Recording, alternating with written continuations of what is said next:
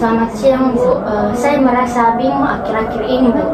Saya tidak tahu apa yang harus saya lakukan di masa depan saya. Saya mengerti mengambil keputusan tentang masa depan itu menjadi hal yang menantang. Kira-kira bagaimana Nak Manda ingin berbicara lebih lanjut tentang apa yang membuat Nak Manda bingung? Iya Bu, saya punya banyak minat dan hal-hal yang saya suka, tapi sulit untuk memastikan jalur yang pasti. Iya, itu normal merasa seperti itu. Apakah ada minat khusus atau bidang tertentu yang memikat perhatiannya Nak Manda? Saya suka seni dan desain, tapi juga tertarik sama ilmu komputer dan teknologi. Oh iya, kedua minat itu sangat menarik. Bagaimana jika kita membahas lebih dalam tentang bagaimana Nak Manda dapat menggabungkan kedua minat tersebut? Apakah Nak Manda telah mempertimbangkan karir atau jalur pendidikan yang menggabungkan seni dan teknologi? Saya belum memikirkan itu. Bagaimana cara menggabungkannya Bu? Bisa jadi Nak Manda dapat mengeksplorasi bidang seperti desain, grafis, pengembangan permainan, atau desain antarmuka pengguna. Hal ini memungkinkan Nak Manda untuk menggunakan kreativitas dalam konteks teknologi. Bagaimana perasaan Nak Manda tentang ide ini? Oh, itu sangat menarik Bu. Saya akan mempertimbangkannya. Iya, bagus. Selanjutnya, apakah Nak Manda ingin mencari informasi lebih lanjut tentang opsi-opsi ini atau berbicara dengan orang-orang yang bekerja di bidang tersebut? Ya, saya ingin mencari tahu lebih banyak. Terima kasih Bu atas bantuan dan ide-idenya. Iya, tidak masalah. Saya di sini membantu Nak Manda, jadi jangan ragu untuk kembali jika Nak Manda membutuhkan dukungan lebih lanjut. Semoga Nak Manda menemukan jalur yang sesuai dengan minat dan bakatnya Nak Manda. Bu, saya merasa perlu untuk berbicara dengan seseorang tentang masalah yang sedang saya hadapi. Saya merasa sulit untuk bersosialisasi dengan orang lain. Iya, baik. Jadi di sini saya bisa mendengarkan Nak Putri. Jadi bisakah Nak Putri coba menceritakan apa keluh kesahnya? Ya, jadi sejak beberapa bulan terakhir Bu, semenjak saya masuk SMA, saya merasa semakin sulit untuk menghadapi situasi sosial. Saya sering merasa cemas dan takut ketika harus berbicara dengan orang baru atau berada dalam kerumunan. Jadi ibu mengerti bahwa perasaan itu memang sulit ya. Perasaan cemas itu dalam situasi sosial memang sangat sulit. Apakah Nak Putri bisa menceritakan adakah situasi khusus yang membuat Nak Putri merasa tertekan begitu? Iya Bu, bisa terutama ketika melakukan proses pembelajaran di kelas. Saya merasa tidak nyaman yang luar biasa. Bahkan ketika hanya harus mengobrol dengan atau satu atau dua orang saja. Misalkan ketika saya diajak berbicara dengan guru mata pelajaran, bahkan tidak jarang juga saya memiliki kendala ketika berbicara dengan teman di kelas. Jadi itu perasaannya sudah umum ya, tapi bisa enggak Nak Putri menceritakan bagaimana situasi yang Nak Putri rasakan atau pikirkan saat merasakan kecemasan itu? Saya pikir saya khawatir akan dilihat bodoh atau tidak dihargai oleh orang lain Bu. Saya juga merasa tidak tahu harus bicara apa atau bagaimana memulai percakapan. Dan kadang saya tidak tahu bagaimana merespon lawan bicara saya. Jadi memang kecemasan itu bisa sangat mengganggu ya dalam kehidupan sosial. Apakah dalam kehidupan sehari-harinya Nak Putri itu sangat mengganggu ya kecemasannya itu? Iya Bu, ini membuat saya merasa terisolasi dan kesepian.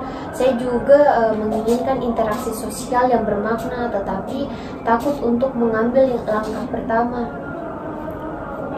Saya mengerti perasaan Nak Putri sekarang. Memang masalah Nak Putri ini sangat mempengaruhi kualitas hidupnya Nak Putri. Mungkin kita bisa bekerja sama untuk mengatasi rasa cemasnya Nak Putri ini.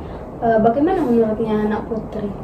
Iya Bu, saya ingin sekali mencoba. Saya merasa lega bisa berbicara tentang hal ini Bu. Ya, itu adalah langkah pertama yang bagus. Jadi kita dapat bekerja sama untuk mengidentifikasi lebih lanjut dan menerapkan strategi ataupun teknik yang dapat membantu Nak Putri untuk menyelesaikan masalahnya ini. Oh iya, baik Bu. Sebelumnya terima kasih ya Bu sudah mau berbincang tentang hal ini, sudah memberikan saya solusi juga Bu. Terima kasih atas waktunya Bu. Iya, itu sudah menjadi tugas Ibu. Terima kasih kembali. Iya Bu. Ibu, saya merasa kesulitan akhir-akhir ini. Coba ceritakan apa yang sedang menyulitkan Nak Caca. Jadi Bu, saya itu korban bully di kelas saya Bu. Karena itu saya merasa sangat terganggu dan merasa tidak nyaman. Beberapa teman kelas sering mengelok-ngelok saya, bahkan melecehkan saya di depan umum. Mereka tidak jarang membuat komentar yang membuat saya sakit hati. Maka dari itu saya merasa itu tidak berharga Bu. Saya tidak tahu mengapa mereka seperti itu, padahal saya tidak melakukan apa-apa sama mereka. Dari situ juga teman-teman yang lain juga ikut menjauhi saya, padahal saya sama teman-teman yang lain juga baik-baik saja Bu. Itu pasti sangat sulit untuk Nak Caca hadapi. Nak Caca tidak sendirian dalam hal ini dan Ibu siap membantu Nak Caca. Apakah Nak Caca sudah melaporkan kejadian ini kepada guru atau staf sekolah? Iya Bu, saya sudah pernah mencoba untuk melaporkannya, tapi dari situ tidak ada tindakan yang diambil. Jadi saya merasa nggak ada yang peduli Bu sama saya. Jadi mereka membuat komentar buruk dan menyakitkan terhadap Nak Caca, dan teman-teman Nak Caca yang lain juga ikut menjauhi Nak Caca. Iya Bu, dari situ saya tuh merasa nggak dihargai Bu. Ibu mengerti kekhawatiranmu, tapi penting untuk mengambil langkah-langkah untuk menghentikan pembulian ini. Dengan melaporkan kejadian ini, Nak Caca bisa menciptakan kesadaran dan meminta bantuan pihak sekolah. Selain melaporkan kejadian ini, penting juga untuk mencari dukungan dari teman-teman atau keluarga, dan jangan ragu untuk berbicara dengan orang-orang yang Nak Caca percaya dan minta bantuan mereka.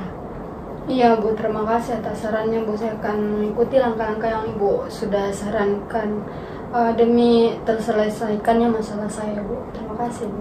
Sama-sama.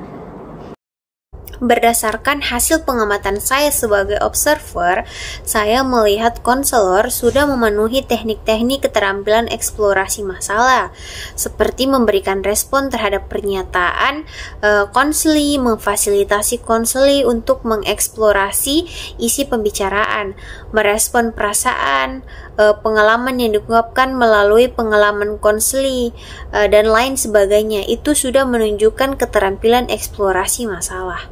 Baik, berdasarkan hasil pengamatan saya sebagai observer, saya melihat konselor sudah menerapkan keterampilan-keterampilan mengeksplor masalahnya dengan baik.